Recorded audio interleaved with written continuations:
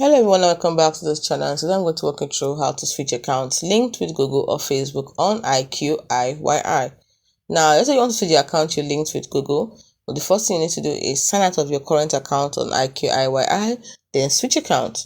Log in with Google account when you log in. So switch that login with Google account. At the Google login page, you can select the account you have logged in or log in with another VIP account.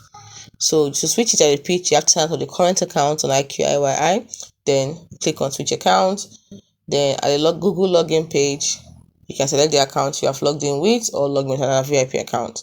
Now, if you want to switch the account linked with your Facebook, you can simply sign out of the current account of Facebook, then sign in again with the linked account you want to use or the VIP linked account, then sign in again with Facebook on Iqiyi.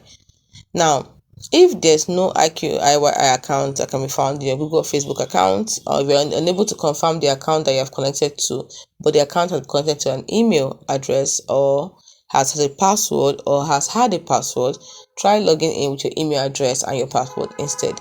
Now, if the login account is not the one you want to use, for Iqiyi users with multiple accounts linked with Google or Facebook, login accounts are affected by factors like the third-party quick login mechanism.